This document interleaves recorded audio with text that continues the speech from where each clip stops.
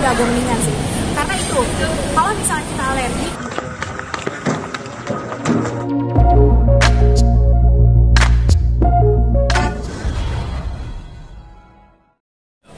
Chelsea, Glenn mungkin bisa dijelasin hari ini ada kegiatan apa di Eureka ini? ini acara yang spesial banget. Akhirnya setelah sekian lama, Nature membuat acara on air. Karena sebelumnya kita selalu on air terus, selalu live di Instagram, atau kayak selalu karena pandemi kan, jadi kita nggak bisa bikin acara off air seperti ini. Happy banget sih. Jadi ini adalah grand launchingnya Genta gitu. Ini adalah produk deterjen anak, produk deterjen anak-anak gitu. Jadi kita membuat satu produk baru lagi dari Nature, yaitu Genta.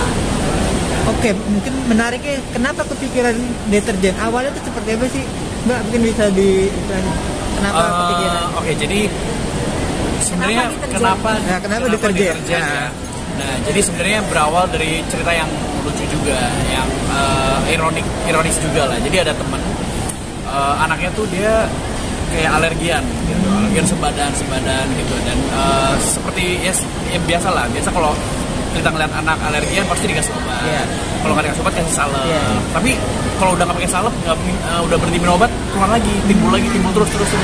Akhirnya ke dokter dan cari tahu kenapa dia kayak begini gitu, dan akhirnya ternyata itu dari deterjen baju anaknya. Yeah. Jadi deterjen baju anak itu kan ada banyak bahan-bahan yang lumayan bahaya kayak SLS atau slash gitu. Dan kimia. Nah itu yang nyangkut di baju dan dipakai ke anak gitu, dan itu dia jadi gatal-gatal merah-merah semua gitu. Dan memang sebenarnya di luar negeri pun juga ada banyak banget yang kasus seperti itu.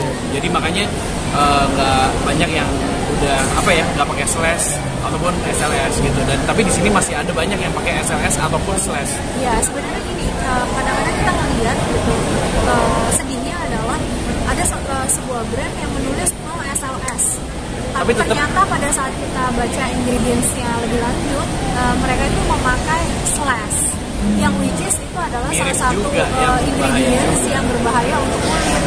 Dan ternyata tadi dokter Citra, dokter anak pun bilang kalau slash itu tingkatannya lebih parah daripada SLS gitu. Jadi kadang-kadang kayak gitu tuh gitu. Nah aku sama Glenn dan tim dari Nature juga kita bilang, pokoknya kita pengen bikin deterjen anak yang aman dari newborn, bayi baru lahir. Gimana caranya ini efektif untuk menghilangkan noda? Karena kan anak-anak masih kotor ya, tapi dia tuh aman. Jadi aman, bisa menghilangkan noda dan juga wangi gitu.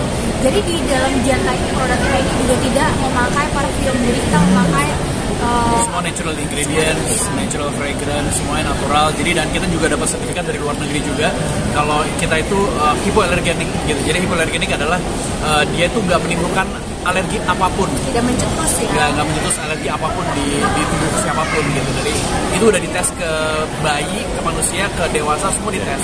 Dan itu udah terbukti gitu. Jadi kita bukan ngomong doang. Asal overclaim aja ya. Ada sertifikatnya. Sebelum kita keluarkan produk ini juga kita sudah mendapatkan sertifikat dari Kemenkes. Yes. Dan ini juga yang harus dicatat sama ibu-ibu kalau misalnya untuk memilih produk, harus memilih produk yang baik, yang benar, yang sudah ada sertifikatnya.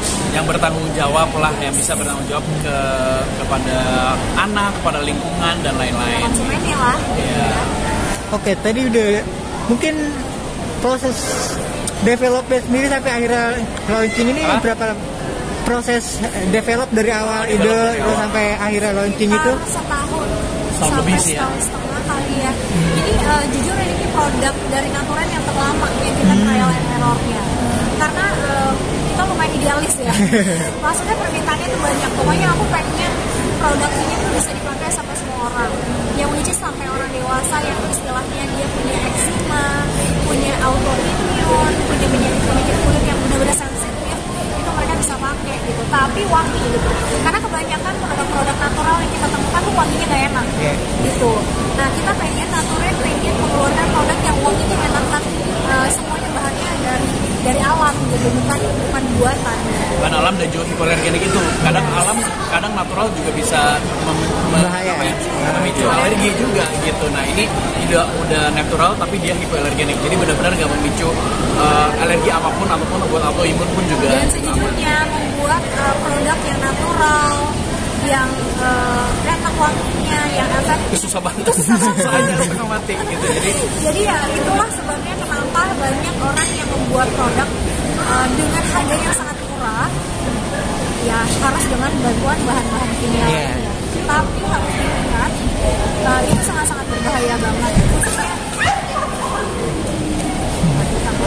khususnya dalam jangka waktu yang panjang. Mungkin kalau sekarang kita lihat cuma anak-anak merah-merah kulit, tapi dalam jangka waktu panjang itu bisa menimbulkan banyak sekali penyakit, dan tadi dokter Citra juga bilang itu bisa menimbulkan autoimun kulit ataupun bisa menyebabkan kanker kulit gitu. Jadi belum lagi kalau dikasih obat terus juga kena. Jadi sebenarnya kenapa sih aku sama Glenn membuat produk Naturen ini, karena mungkin pertama adalah kita punya anak. Jadi kita pengen produk kita itu aman buat anak kita, dan ini tuh dari orang tua buat orang tuanya lagi gitu. Jadi buat orang tua dari orang tua buat orang tua untuk memberikan ke anak-anaknya. Karena aku yakin kita sebagai orang tua tuh gak bisa jagain anak sampai seumur hidup kita, sampai dia besar. Yang bisa kita lakukan adalah kita membentengi dia, kita nabung semua yang baik-baik dari kecil sampai nanti akhirnya mereka siap untuk kita lepaskan.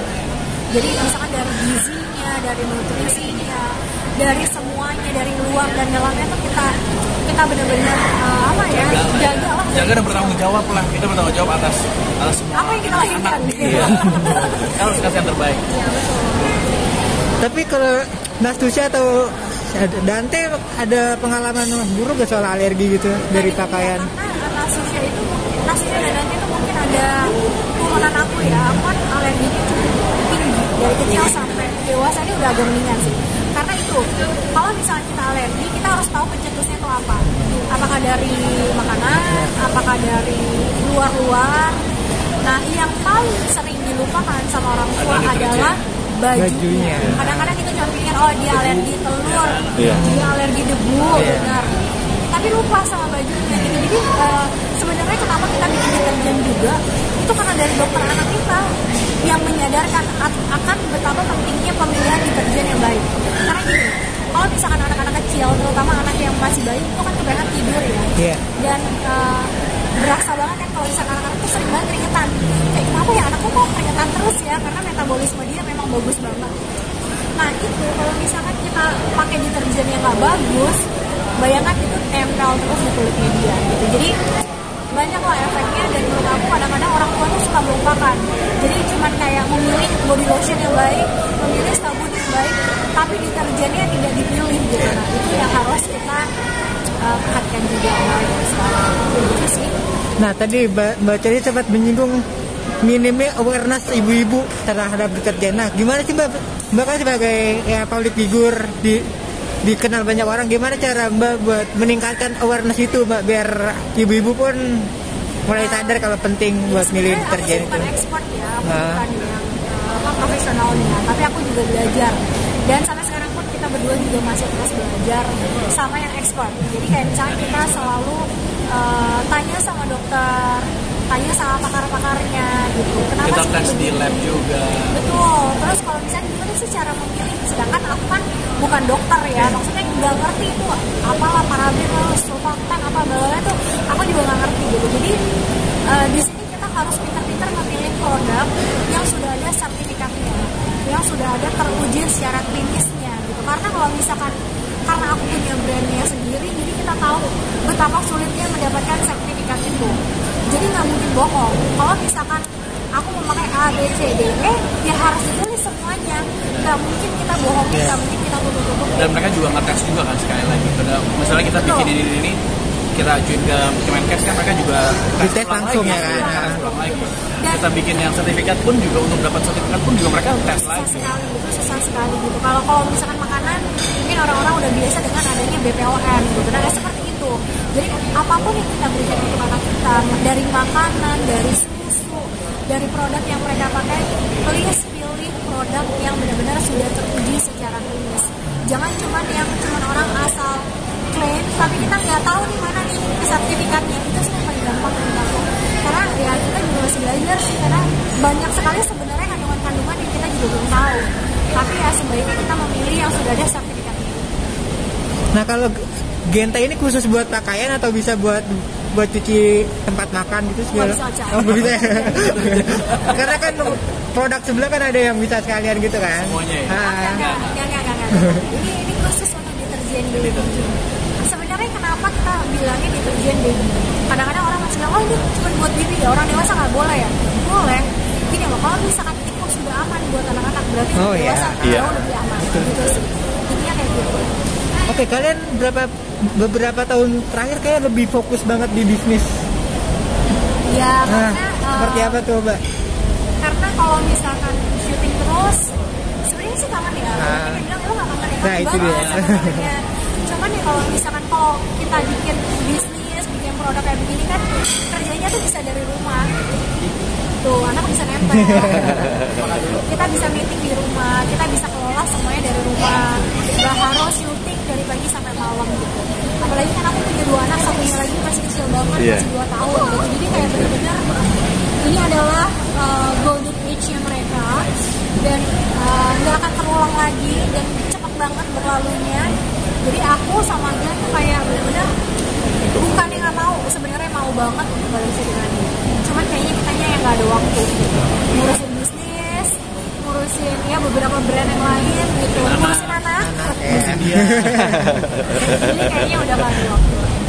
Tapi untuk penggemar kalian, mungkin bisa kasih kisi-kisi kapan kira-kira kalian bakal balik lagi, siap balik lagi gitu? Sebenarnya gini, kalau misalnya dibilang meninggalkan dunia kaca tuh enggak loh. Kita masih banyak kok kayak syuting iklan. Aku, Glenn juga masih banyak pegang beberapa brand ambassador. Jadi sebenarnya kita hanya cuti untuk main sinetron dan film. Berakting lah ya cutinya. Tapi kalau misalkan untuk vakum bener-bener sama sekali nggak syuting tuh enggak. Jadi kita masih ada beberapa iklan. Oke. Terakhir mungkin Mbak, ada anggapan saat public figure gencar berbisnis tuh tanda buat pensiun? Berarti buat kalian nggak sama sekali? Gimana public figure pintar berbisnis atau gimana gencar berbisnis? Itu tanda-tanda kalau mereka ingin pensiun dari layar kaca. Nah buat kalian? Sebenarnya tergantung ya.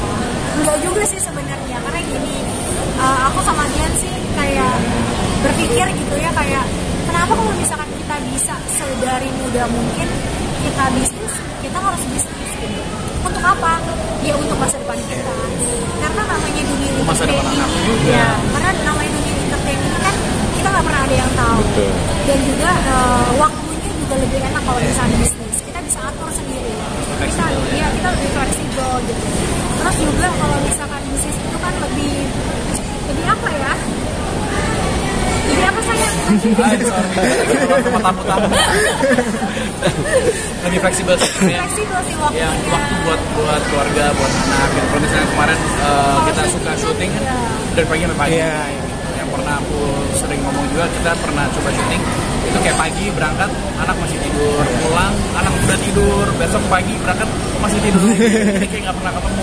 Jadi kita juga nggak mau lah kita miss that moment. Iya, kepengennya syuting lagi itu karena buat passion sih. Oh iya. Karena memang passion juga di situ. Bukan semata-mata untuk cari duit aja gitu. Karena memang aku passionnya tuh di sini gitu. Dari kecil lah, apalagi dia dari umur jadi menurut aku cari duitnya di bisnis aja. Gitu. Jadi nanti ketika aku udah tua gitu kan, ya istilahnya tuh nggak harus kita terus yang tampil gitu. Tapi ya mudah-mudahan udah bisa berjalan sendiri. Jadi aku lebih banyak waktu bersama keluarga, punya waktu buat suami, punya waktu buat anak-anak, karena itu aja udah kayak hampir dari waktu gitu. Oke, setelah Genta ini akan ada bisnis apa lagi yang udah ada di plan kalian gitu? Sorry, kenapa? Setelah Genta akan ada apa lagi? Setelah Genta.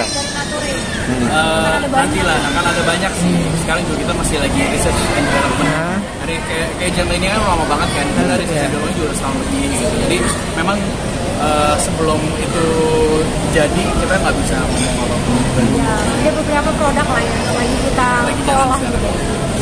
Oke, Jenta ini bisa didapat dengan harga berapa? Kasih tahu mungkin ke bocoran. Masih oke sih, cuman memang sekarang kan Gigi ada promo gitu, karena baru launching kan, jadi grand launching. Jadi ya Banding berapa sih harganya?